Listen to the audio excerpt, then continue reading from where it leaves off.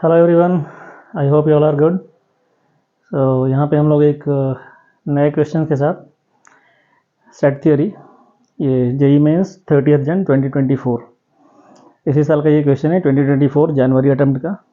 और ये जनवरी अटेम्प्ट में जितने भी दिन एग्ज़ाम हुए हैं वो उन सारे शिफ्ट में सिर्फ यही एक क्वेश्चन है जो कि सेट से आया है इस बार।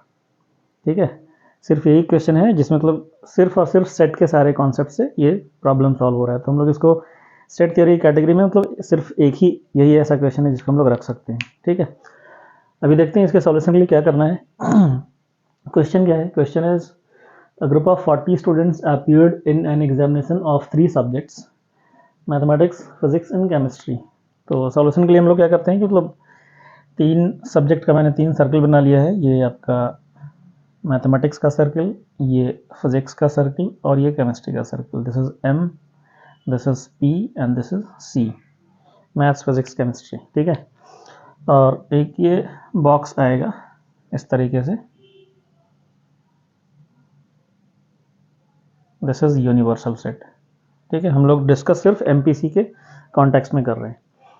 अब उसमें क्या बोल रहा है कि it was found that, total 40 students हैं, 3 subject PCM. It was found that all students passed in at least one of the subject. ये बोल रहा है कि जितने भी स्टूडेंट्स हैं 40 स्टूडेंट, 40 के 40 से हैं, कम से कम एक सब्जेक्ट में पास हुए हैं। तो ये सर्किल जो है पास होने वाले स्टूडेंट्स का मतलब रिप्रेजेंट कर रहा है, पास होने वाले स्टूडेंट्स को रिप्रेजेंट कर रहा है। तो सर्किल के बाहर में मतलब कि कोई भी स्टूडेंट नहीं आएगा, क्योंकि सभी स्टूडेंट्स ने कम से कम एक सब्जेक्ट तो पास किया ही है। ठीक है, कोई एक स्टूडेंट ऐसा नहीं है जिसने तीनों में से मतलब वो सारे सब्जेक्ट में फेल हो गया हो। बाहर में कौन आएगा? बाहर में वही आएगा जो तीनों सब्जेक्ट में फेल हो गया हो। मैथमेटिक्स, फिजिक्स, केमिस्ट्री तीनों में फेल हो, बाहर आ गया। ऐसा कोई स्टूडेंट यहाँ पे है नहीं। इसका मतलब इन तीनों सर्कल के अंदर में सारे 40, सारे के सारे आएंगे 40। ठीक है, उसके बाद और क्या इन्फॉर्मेशन है? At least one subject, 20 students passed in mathematics. तो यहाँ पे मैं लिख दे रहा हूँ, मैथमेटिक्स का कार्डिनल नंबर क्या हो जाएगा? ये 20 हो गया। उसी तरीके से फिजिक्स का cardinal number n of physics is equal to how much? ये 25।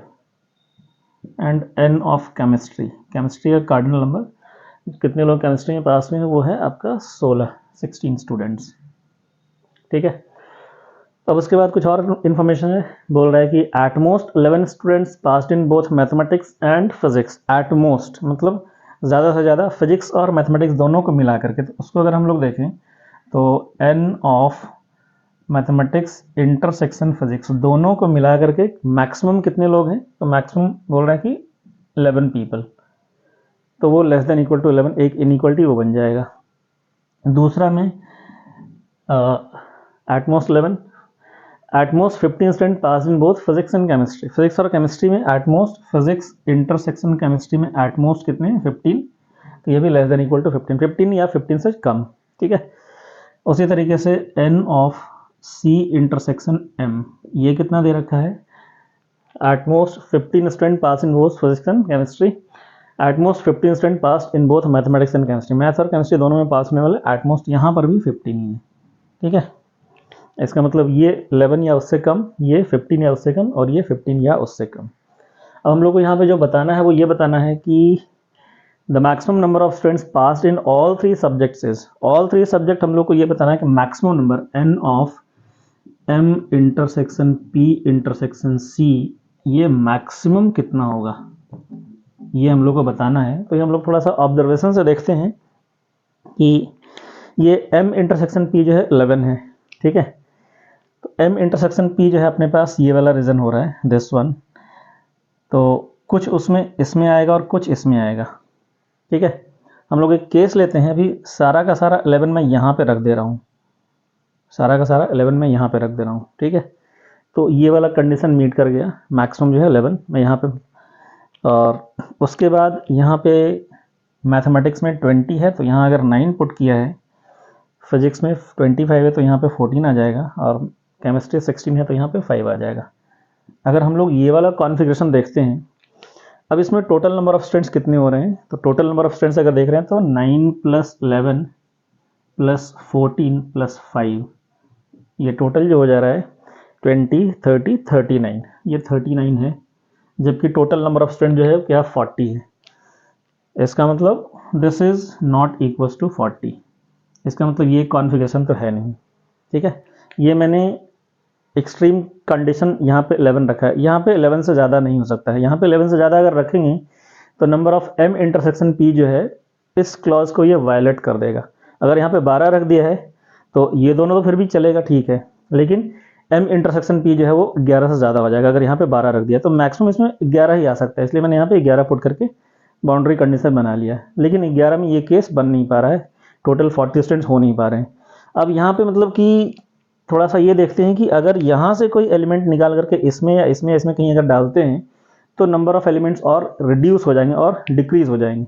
फॉर एग्जांपल अगर यहाँ पे 9 की जगह अगर मैंने सपोज 8 कर दिया है, ठीक है, यहाँ पे 8 कर दिया है, तो इसको 20 पूरा करने के लिए यहाँ पे 1 डालना पड़ेगा। और जब यहाँ पे 1 डालेंगे तो अब ये जो है ये आपका कितना बन जा रहा है, ये 17 बन जा रहा है। तो यहाँ पे 1 रिड्यूस करना पड़ेगा क्योंकि इसमें टोटल 16 ही होना पड़ेगा।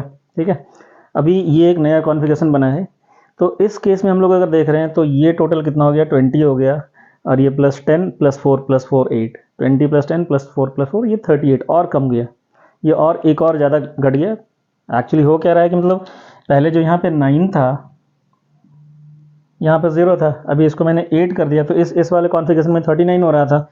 जैसे ही मैंने एक एलिमेंट यहाँ पे डाला है तो एक एलिमेंट यहाँ से भी रिड्यूस हो गया है और एक एलिमेंट यहाँ से भी रिड्यूस हो कर गया है। ठीक है, पहले 5 था यहाँ पे, अभी 4 हो गया है, एक एलिमेंट यहाँ से भी रिड्यूस हो गया।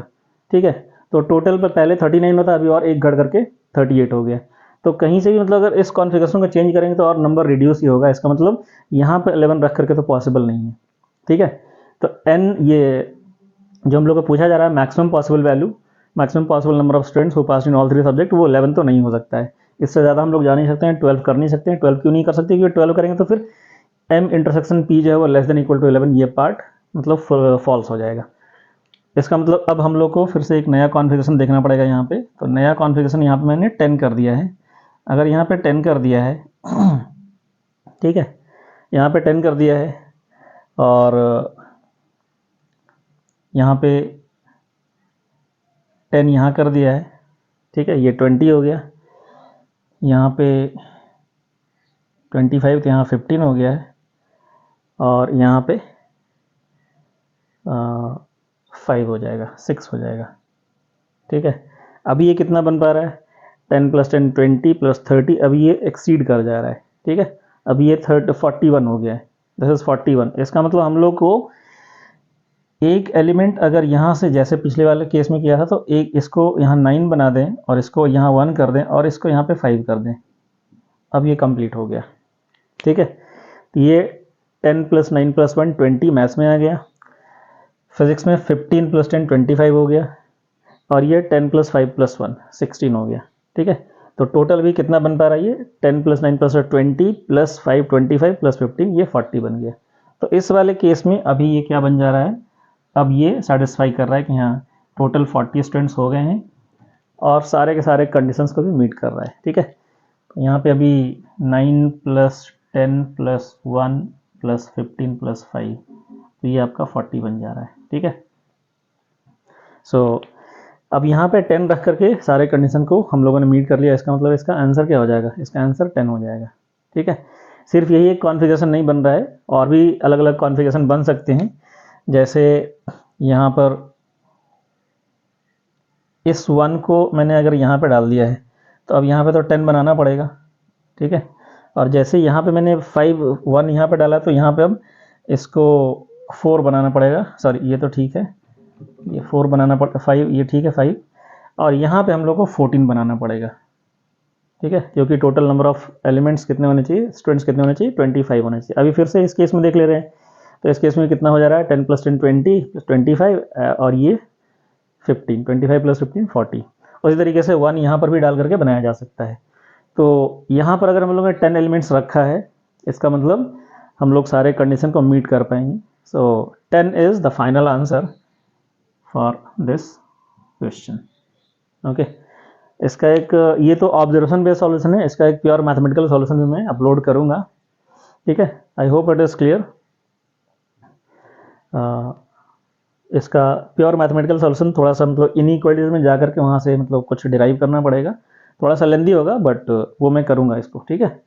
अभी के लिए बस यही है। I hope it is clear, and अगर कुछ क्लियर नहीं है तो आप लोग कमेंट में अपनी क्वेरीज को डाल सकते हैं। Thank you, thanks for watching.